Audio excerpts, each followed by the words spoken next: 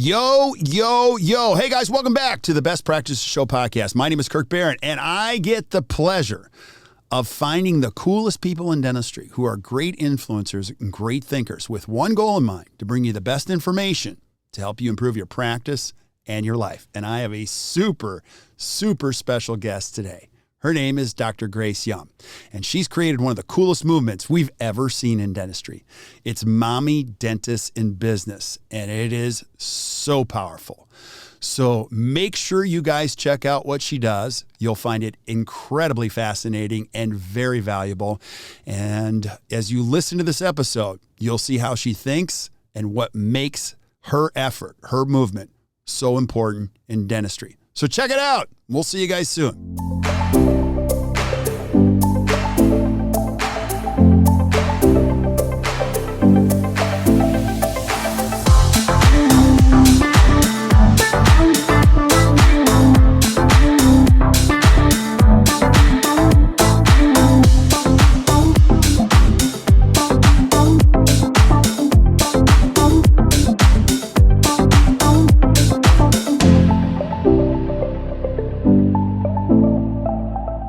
Hey guys, welcome back to the Best Practices Show podcast. My name is Kirk Behrendt, and I get one job, one cool job. I love this profession so much that I get to bring you cool new thinkers, influencers, and people that make a huge difference in this awesome profession of dentistry. And I've got a super huge treat today. I actually have never met her. We're going to meet for the first time live on the podcast. It's Dr. Grace Young, who started this cool thing called Mommy Dentists in Business. So Grace, thank you so much for being on. Thanks for having me. I feel so cool. Well, be prepared to be completely underwhelmed in like 5 minutes. But, and in full transparency, you and I have never met. We've never talked. We've never, but I've been stalking you. So and I'll tell my side of the story. Like, I was at a conference one time, and Erin Elliott, of all people, she's like, "Oh, Mommy Dentist, Mommy Dentist, Mommy Dentist." I'm like, she's like, "You don't know who Mommy Dentist is?" And I'm like, "Who?" She's like, "It's awesome." And I was like, "Okay." And then I started following. I'm like, "Oh my gosh, this is so cool." And I want you to tell people, because we have a lot of young listeners now, and people, I want you to tell your story. And I'll say this before you tell your story. I think you're creating one of the, I would say, top 5 coolest movements I've ever seen in dentistry. And I'll add some reasoning behind that, because I have a special place in my heart for female entrepreneurs that we coach, but they always say, it's different for me. Now, I'm not a man, so I can't speak to that. I can only tell you what I hear. But Grace, tell us your story. How the heck, first of all, who are you? And what do you do? And how the heck did you create this thing? So, I think your listeners might be, speaking of underwhelmed, underwhelmed by my story. So I had the privilege of learning dentistry at an early age. So I really started from the bottom because of family members and family friends and mentors. So when I reflect and look back at my start, I was very fortunate to have fallen into dentistry in a way, because my dad's best friend was our family dentist, private practitioner in Chicago, taught at Northwestern Dental School. He was also a boards examiner, just everything. And his kids also went into dentistry, orthodontics, and perio. And he really thought that I had a great opportunity to go into dentistry. But that was not my first love. When I went to college, I went to Northwestern. I was in the School of Speech and was a communications major. I really wanted to be a journalist. I wanted to be a news anchor on hard news. I did not want to be a dentist. Wow. So, however, because of our dentist and his daughter being an orthodontist, she went through UIC Dental, did UIC Orthodontics. She went into associateships, and I was basically forced to be her dental assistant. And so on weekends, I was her orthodontic dental assistant. So wherever practice she was working at, I just had to show up. Wow. I knew nothing And wherever I went, she took me. The office would train me, and there were a couple of offices that were pedo ortho, so there was a combination. And on campus, there was one office she landed in Evanston, so it was really, I just walked to work, super easy. And if she ever wasn't there, they needed extra hands, so they roped me into the pediatric wing. And so then I learned that. So it was like one thing after another. And I enjoyed it because it was extra beer money, if you will, for college. And so that was my thing. But I was not a bio major. I was not a chemistry major. In fact, I wasn't very good at that. Yeah. And so people kept saying to me, wherever I worked with her, the other doctors would say, you're really good at this. You shouldn't rule it out and just take the basic science classes along with your major, just have it under your belt.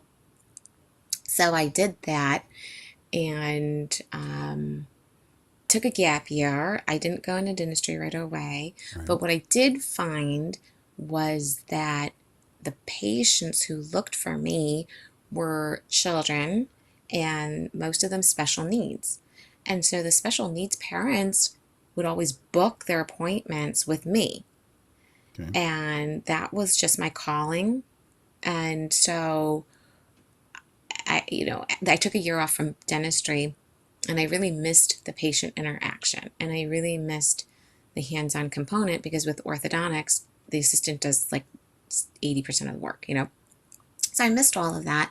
So then I was thinking, well, maybe I should go to dental school, and I missed it so much. So I did. I applied and decided I would go away for the first time because I was born and raised Chicago. So then I landed in Maryland, which is the first dental school in the world, Mm-hmm. and loved my education, even though it was really, really hard. Yeah.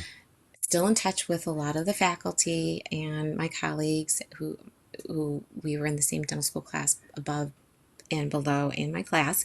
We were a tight-knit group, and so I really enjoyed it. But fast forward, I did everything. And for those of you guys who are students or thinking to be aspiring dentists or aspiring practice owners, whatever hardship comes your way, think of it as just a hurdle. It's not the end of the world. Like if you get a C on a test, or if you didn't pass your boards the first time, or you didn't pass your licensing the first time. And I want to tell you that because there's always another test. Right. So it's in the moment you might think, oh my God, I'm a failure. Oh my God, I didn't pass. Oh my God. It doesn't mean you're a bad dentist. It doesn't mean you're going to be successful. So what I'm trying to say is your academic grade or your pass-fail rate isn't a true reflection of what kind of dentist you're going to be or what kind of business owner you're going to be. So I just want to let you know, nothing in life that's easy, or nothing in life that's worthwhile is easy. Right. So Right. there will be some hurdles. And there are very few people where everything comes naturally to them. Like whatever they do, they're just excellent at. I mean, maybe they never went golfing before and they pick up a golf club and hit it like 300 yards. There are some people who are just naturally gifted in whatever they do. But that is the very end of the bell curve. Right. So I don't want you to compare yourself or think, oh my gosh, I'm never going to be good at this. You really have to think about, do I love this? Like if you don't love what you're doing and you're not passionate about it, then that's the number one indicator that you're in the wrong field. So Right. if you are like, oh, I really want to go to medical school, but I couldn't get in, so I'll just do dental, that is not the right path for you. Mm-hmm. So students, if you're thinking about this career, go work in a dental office. You need that exposure and work every job. Yeah. And if somebody says, can you do this? Your answer should not be, that is not my job description. Your answer should be, yes, please teach me how to do it. I'm happy to do it. Yeah. That's awesome. That is awesome. Okay. So what happened after that? Okay. So you after finished. that, Yeah. basically you just, your path leads you, doors open, and you have to, for me, explore. And I was really into pediatric, even though my whole life I was ortho.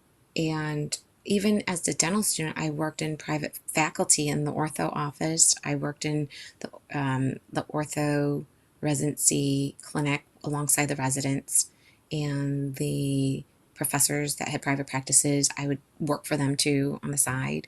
And I could have gone into ortho, but I really was intrigued by pediatric dentistry and the hospital setting. Like, I really wanted to be in the OR. I wanted to do operative. I wanted to do surgical procedures. And I realized that I really like oral surgery too. And but the schooling was so long. It was too much for me. I was like, this is just going to take forever. So I'm not going to go down that route. And I ended up doing pediatric residency back in Chicago. Okay. But it was a hospital-based setting, not a school setting, so that I wanted to make sure that like I had hospital procedures under my belt. And so that was how it all started, and then made my way to having a startup dental practice for pediatrics and orthodontics, and then built a two, and I was on my way to building three. But in that time frame, I can say this now because I'm in my 40s and I might be aging myself, but from 30 to 40 was the most dynamic decade of my life. Why? And for a lot of women and men, okay, it's dynamic because you are finally graduating dental school, whatever, and maybe specialty or GPR, and you're finally getting your fingers wet. Okay, so you're still considered a new dentist under 5 years, right? And you're picking up your speed, you're picking up your communication skills, you're picking up what I shouldn't touch and diagnosing and what's patient is right for me, etc. You're learning all of that. So dynamically speaking, your career is taking off, right? And then there are life changes for most of us, right? Some of us are getting married for the first time, maybe a second time. Some of us are thinking, I want to have a family, so we're starting to have children. And that is dynamic for both men and women, not just women. But there are career changes and lifestyle changes that for professionals, whether you're a lawyer or a doctor or whatever, most professionals' schooling goes right up until that edge of the 29, 30, right? So that 30 to 40 is very dynamic because now you're adulting, right? So you've got to pay the mortgage, you've got to pay your school loans, you're thinking about a business loan for a practice, you're thinking about buying in, there's a lot of things that happen. And for me, I say when I turned 40, it was like the sweet spot because you finally feel like you know what you're doing. Work-wise, family-wise, you feel like you're in that groove, and as you get older, it's easier. I had the luxury of starting my family a little later, so I had my career first. And so for me, I had my own practice for a good 5 years before I even had kids. So when I had children, my career was set. I didn't have to worry about associates and who's covering maternity. For those who are doing all of it at once, like pregnancy, starting practice, there's a lot of change and it can be very stressful. And so that's why the 30 to 40 mark is a very dynamic period. Some people will break it up. So maybe in your 30s, you're doing your family thing. Right. And then maybe you're like, you know what? I'm not going to be a business owner until after my kids are a little older and more independent. So some people like to do one thing at a time. And then there's those of us that are gluttons for punishment that we want to do everything at once. And that's overwhelming. Yeah. So, yeah. So go back to that. So, okay. So at 40, just so I get the timeline right. So at 40, so how many years had you been in private practice? And what were your kids' ages at the time when you turned 40 and you got into the next phase of career? That's a good question. I have to backtrack. Let's see. So I opened my office like 2008-ish, 2008, 2009. And that's when I got married. And then I had my first child at 2012. Okay. So it had been about 6 years. Okay. And I was 36 when I had my first child. Okay. And then I had my second child 2 years after that. So that was 2014. Okay. But I started my new construction second office at the same time. So I had him in August. I opened. Yeah, so I had him in August of 2014 and then opened up my second practice 2014 December. Okay. All right. Good. And Good. so when I was 40, yeah, so then my oldest was 4 years old and my second was 2 years old when I was 40. Yeah. It's so cool that you say this because, I joke and your story is amazing, but like in my 20s, I had it all figured out. 30, I said, I don't know a lot. And then 40, I even started questioning, do I know anything at all? Like you go through these different phases. So go back to that. And so as you said, I started to say to myself, I kind of know what I'm doing here a little bit. What happened after that? Take us through that journey. Yeah, well, you get on a roll, you figure it out. Like motherhood and fatherhood for those fathers who are the primary. So in every family, you pick who's going to be the primary and who's going to be the secondary, right? Caregiver. Um, and maybe in some families, you're both the primary, but that's a little unusual for everyone to be around. And my husband is a consultant, so he was flying around a lot, so I had to be the primary. And I needed to be the one on call if the school calls, etc. So you have to figure out who are the people that are going to help you because you cannot do this by yourself. Right. And it's just a lot of work. So whether it's a part-time nanny, full-time nanny, whether it's the grandparents, it takes a village. That expression is very true, and you need to figure out who your village is. Yeah. And that support network is crucial to your success and your Right. happiness. Yeah. And who was your village at the time? Who did you call on to be the most So it was important? my parents who lived close by. So, and then I had a full-time nanny Okay. and a round of babysitters. And we made sure that we always had date nights. We made sure that our caregivers were there. And then until they got to school full time, Right. right? And we had part-time babysitters after school. But there are days where the school might call, you need to pick up your kid, she's got a fever, and you're in the middle of a procedure. So you're going to have to send a dental assistant to go pick up your kid and bring him to the office. So there are some modifications that we all have to make and do and sacrifices in order to be able to do both dentistry and be a mom. A lot of mothers have this feeling of guilt, like I'm not there enough for my kid, or I am not present enough, or if I was a stay-at-home mom, my kid might be better off. And those are all emotions and feelings that a lot of mothers feel it's normal. And you just have to do what's best for you. There are people like me that I wouldn't be a good mother if I was a full-time mom. I just am not cut out to be a full-time mom. And God bless the full-time mothers because I think that's a harder job. For me, it's easier to go to work. I have full control of my workspace than it is to be at home full-time. And for me, I'm fulfilled personally with dentistry as my career, helping patients, seeing my patients and my team. That fulfills me. And if I didn't have that, then I'm not sure if staying at home while my kids are at school, I'd find something in lieu of that would be fulfilling. Does that make sense? It makes perfect sense. Very, very well said. And I think one of the things that's so cool about you, as I've listened to your podcast, I'm a huge fan. So if you guys are listening, you got to Thank you. follow Grace. You're extremely vulnerable with these things. It is Yes, awesome how yes. transparent you are about your feelings and where you are in your life, and you give voice to this. And again, I'm a stalker in a good way, in a healthy way. So in June of 2017, you accidentally stumbled on what you've created now. Can you tell us how that happened? Why did Sure, it I'd love happen? to. Yeah. I would love to. So I really felt boxed out in my community. So I didn't feel like I had connection at the local dental society meeting. So I stopped really going.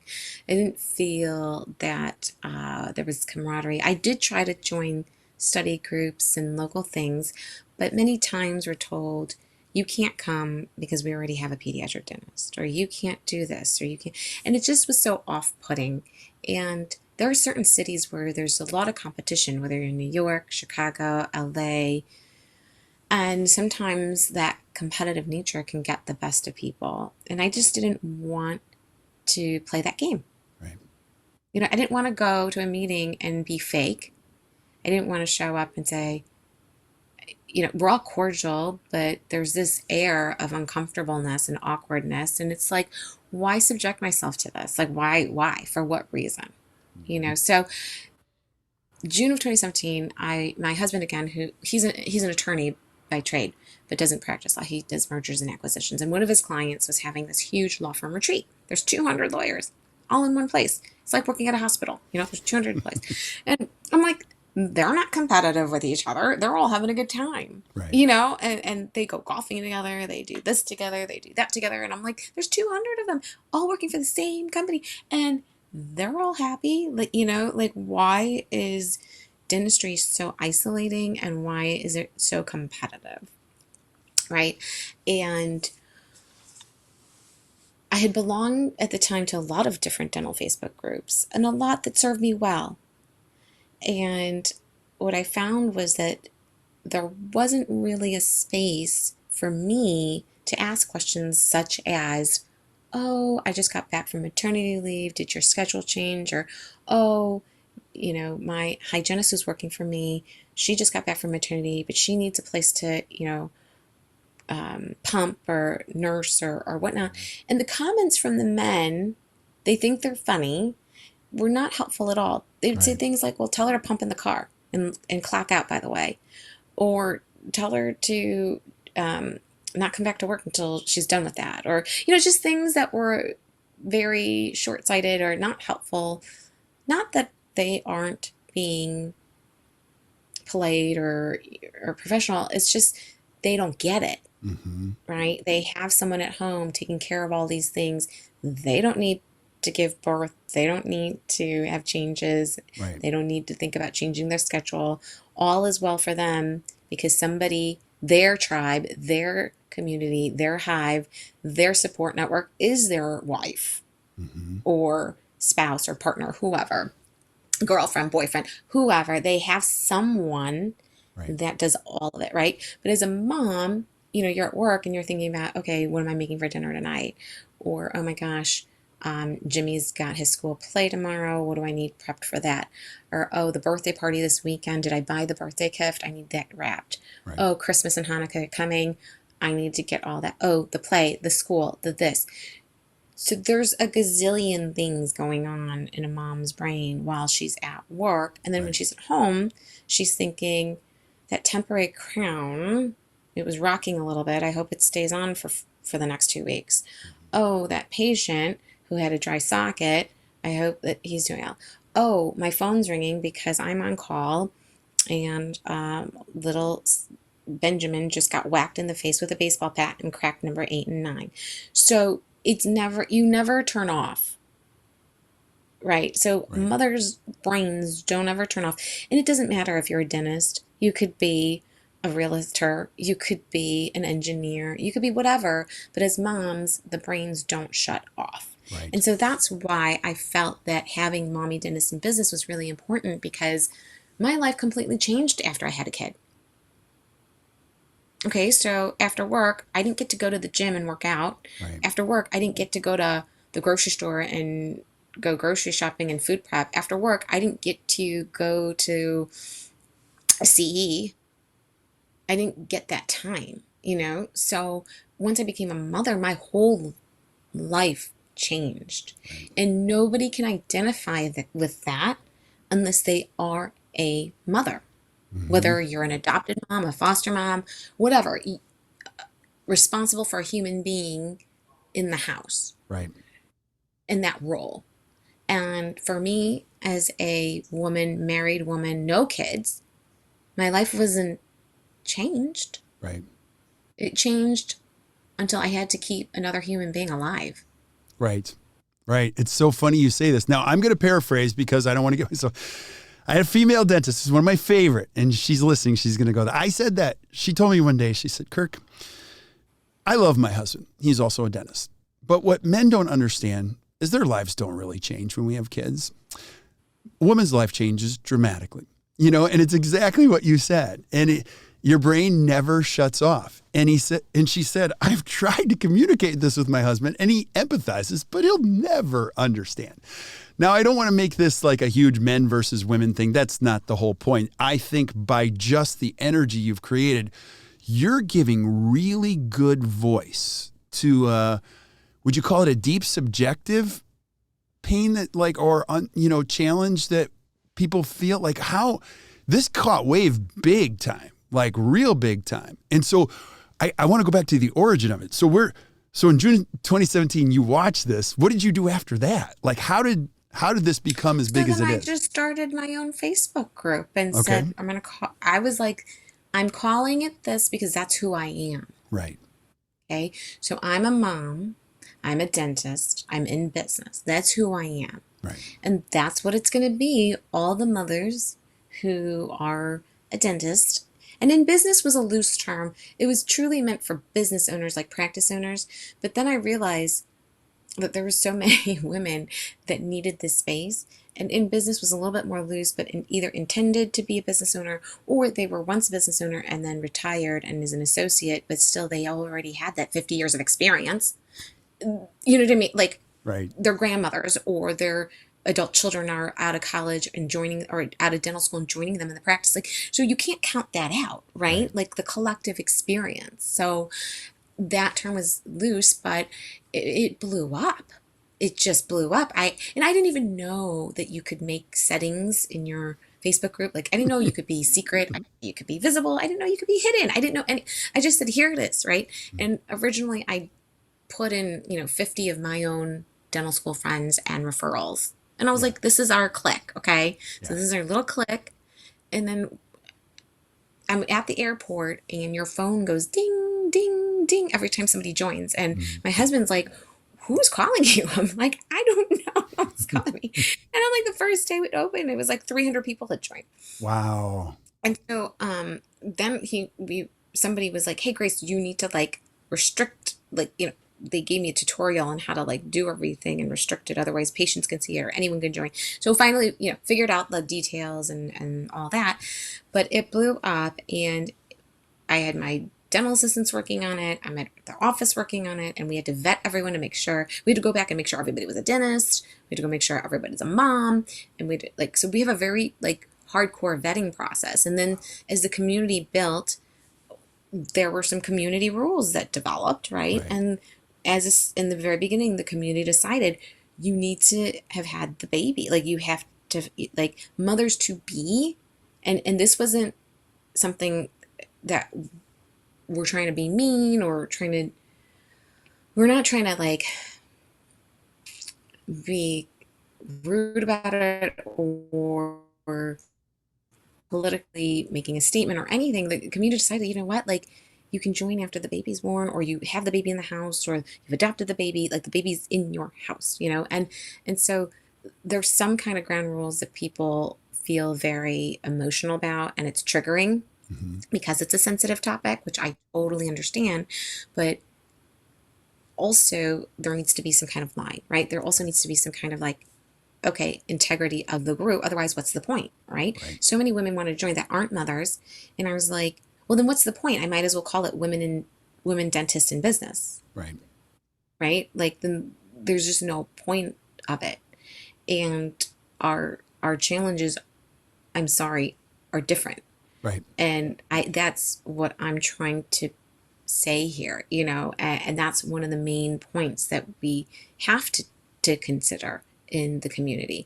So it's become, it can be hairy, and we don't mean to be hurtful at all, and it's nothing to say, it's nothing personal. But at the end of the day, I tell people it's just social media. Right? We're not the ADA, we're not a .org, we're not a nonprofit. It's just a private Facebook group. Yeah, but I would argue, I'll just have some fun with you. It's more than social media. Like, it's pretty cool what you've done. You've created education. You've got private events now. So it's blossomed into, and I'll give you more credit than you're willing to give yourself. Like, you're truly a pathfinder. Nobody's done this before. You're figuring out as you're going, like what to do in this whole process. Thank you. Yeah. And like you said, I'm just building the bike as I ride it. Right. And that there's no other business that I can benchmark against to say, this is how you do it. Or I Right. can't, there's no mentor guiding me through this. I'm just building it as I go. And all of it has been based on the needs and wants and the demands of the community. So I'm not doing or making anything that I'm thinking, light bulb, like I should Right. do this.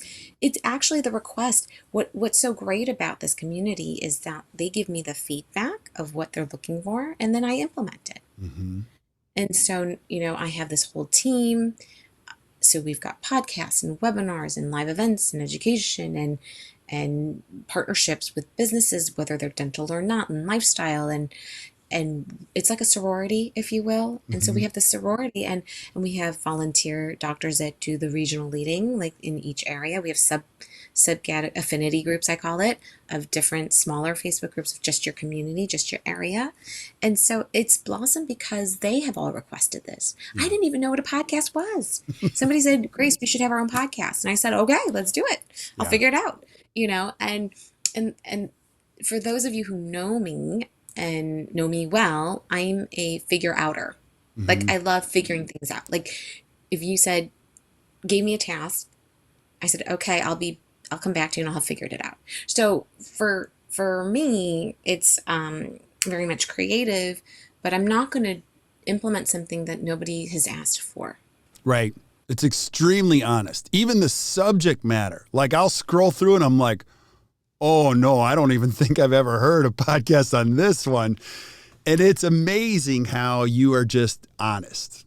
Like, Well, like, I don't know how else to be because, it's again, if I'm not who I am right. and I'm not authentic, then I lose credibility and I lose trust with my community. And for my community to trust me that much, I have to be honest. And Right. that's always been how I've practiced. Right. So even in dental school, the ethics class, I mean, I was a full believer in the ethics class. Like, I didn't Mm-hmm. cut any corners. I mean, I did everything by the book. And even with my private practice, I tried to do everything by the book that I was aware of. If something that I didn't know, I didn't know. But Right. then if I found out, then I'd fix it, right? So for me, I think my community knows that I'm going to be the real deal, and I don't sugarcoat Right. things. I'm confrontational Mm-hmm. and to the point and sometimes really blunt, Mm-hmm. but I feel that mode of communication is better than tiptoeing or skirting. Right. And so with the community, with the Facebook community, they know exactly what they're getting. I was like, I don't pull the wool over someone's eyes. I don't do a bait and switch. So the Facebook community trusts me to build the community and safeguard it. Now, if my staff and I make a mistake, like let's say, for example, we add about 50 to 100 new members a month, Okay. I'll get messages from people in my community saying, you just added so and so, she's not a mother. Mm. They They protect it. they protect the community. I Mm-hmm. mean, there's almost 10,000 people in the group. That's crazy. And how am I supposed to know? So my team and I, the way we vet is we look at their website Mm-hmm. because obviously, if they're a practicing dentist, most of them have a website or on someone's website or have their own website. And then most of them in their bio, we read their bio. Most of them have like at the bottom their hobbies and what they like to do. So it says like loves spending time with my two kids, or there's a family photo with the two kids, husband and a dog. So it's like obvious, right? But then there are Right. those that don't put it out there. They don't want the world to know about their family. They don't Right. want the world, or they work for a company maybe like a DSO where the individual dentist's pictures aren't there. So we'll ask, or we'll say, hey, you know what? It looks like Facebook says that we have mutual friends, Right. right? So then we'll ask the mutual friend, hey, your friend is trying to join. Can you verify? Because we can't figure it out, Yeah. you know? So we do that too, but like it sounds ridiculous and it's a lot of work. It really is. But I've actually had one mom lie and tell us that her friend was a mom. Oh my goodness. And so we added her to the group, and sure enough, within 3 days, two other members sent me a private message and said, the girl that you just add, she's not a mother. People want to get in, and you're right. You've got to hold it true to what it is. Now, I have Right. so many more questions, and I know I can't I'm have you all. sure. I'm sure. How much time do It's you have? Do you have? I have time. Yeah, I have time. Like I've got like another 15 minutes, but Okay. like yeah. Okay. So But I cool. just want to put out there that like I'm trying not to be the bad guy here. You know Yeah. what I mean? Like I have to deliver the bad news, and some people once they're in and then we remove them get awfully upset about it.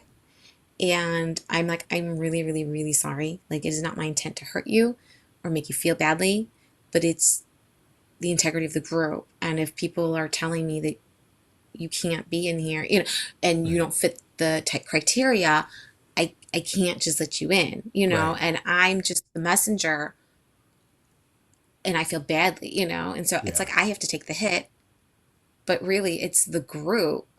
And recently I was in a like some kind of, not a magazine, I was recently in someone's like online article and somebody bashed me and said that I was an awful person because I Why? wouldn't let people into the group Oh, that, or I kicked people out or whatever. And I was just like, look, you don't even know the circumstance. right. Like, yeah.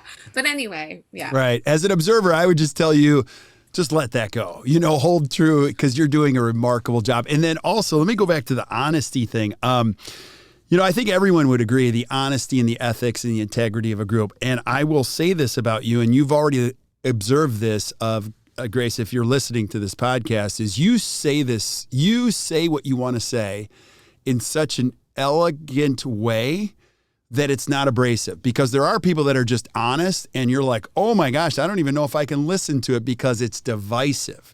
I think at the end of the day, you're still trying to bring people together. You're still trying to present, like, even the primary secondary thing. You say that so well and with elegance. Do you know what I mean? If Well, I thank can give you. it, and I want you, like, your community has grown so much. I want to, so, like, I'm going to have you back again and again and again. Oh, If you're so I call kind. that voluntolding. And so Oh, you're so kind. here's one of my questions. Okay, so we're sitting here. I'm meeting you for the first time. 2 years from now, we're going to have actually, I'm going to put a timestamp on this. 2 years from now, I'm going to hold up my coffee. You're going to hold it. And I'm going to go, Grace, tell us what's been going on. And if you say to me, I love this, what are you going to report? Where is Mommy Dentist in Business going 2 years from now? It's anyone's guess, but where do you want it to go? Where would you want this to go? Where are you headed? So I think for me, again, it's what they want, you Right. know? So I just want to make an analogy here. So my dental practices, it wasn't always about me. Yes, I was the face of it, but I made my dental practices not about me. So I worked with a team of associates and employees that were so awesome. And this Facebook group isn't about me. Yes, I am the face of it, but it's really what the community wants, right? And how they feel fulfilled. People have come up to me in person and said, "You've changed my life. You've changed. I was so alone, or it just changed my life." I've had spouses come up to me at meetings and say, "You have changed my wife's life. She was miserable, always upset, always stressed out, and now she's always talking about this group and finding help and getting answers and getting advice." And feeling like she's not a failure, feeling like she's not a bad mom, and I'm like, it's not, I instigated it, I started the group, but it's really the community. It's really the group that is the glue. I am not the glue. The, the cloth has been cut, yes, Mhm. but if you look at the quilt, it's every single patch on the quilt that makes the quilt. I may have started the stitch, but these women have threaded it together. And that to me is so impressive. Like, that to me is what I'm proud of. I am proud of the community. And in a couple of years, I don't know what's going to happen. And the thing is, like, there's only so much time in the day, right? And I have 3 signature events a year, and they are our annual general summit. That's called the Social Summit, Okay. and it grows every year. We started with 80, 220, 300. So it grows every year. And then we have our CEO roundtable. That's the smallest one. And that was originally only supposed to be like 25 people. But the demand of it is so built. So we just had one a month ago and we doubled in size, 50 people. And I just had an email come through from a doctor saying, "Can we go back to 25? Like, I really just want to be 25." And so I was like, I can't put on event after event after event, you know. Right. So then we have our clinical event, which is in between. So that's about like 100 doctors, and usually we'll get hosted by a manufacturing company that has like the clinical space to have us. And so Right. we do 3 a year, but you know, because the CEO roundtable was so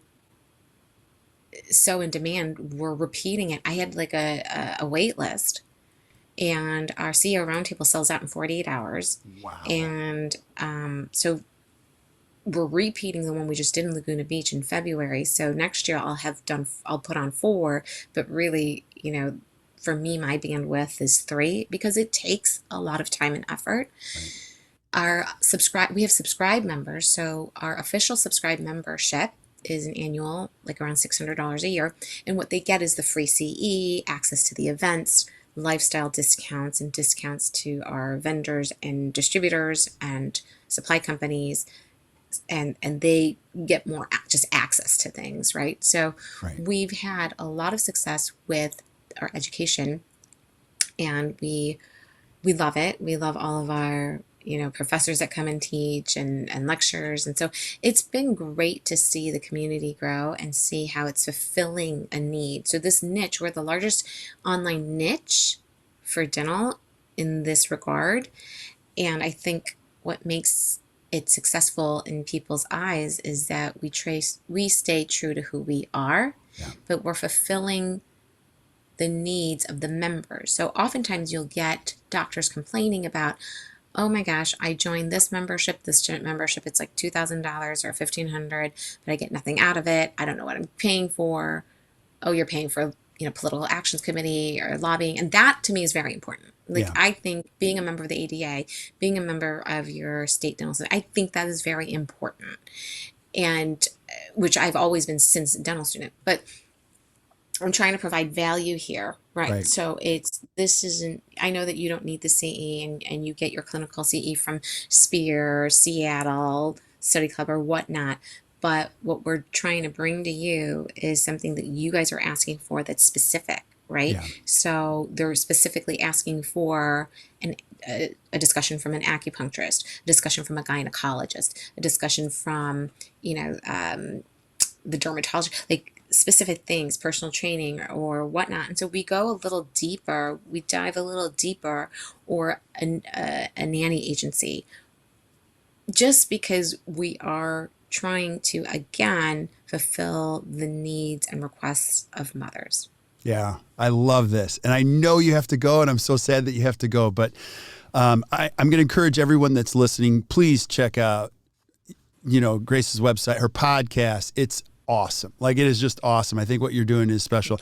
And Thank you so much. maybe last words on this. If I'm a 32-year-old young mother and I'm just listening, what do you want to tell me? If you are a 32-year-old young mom who has children under the age of 3, hang in there. The chaos will slow down. I think the very first year of baby's life is the most difficult. The first 12 months are so hard. Why? And that's why I think people, because it's first time mom, you're nervous. You don't really know what you're doing. You feel very self-doubted. You feel like your body is finally coming to, right? So it's not just the baby, it's you physically, hormonally, how you're changing and morphing. And you might feel like, oh my gosh, I can't wear the outfits I was wearing before baby, or oh my gosh, so much is changing, my hair's falling out.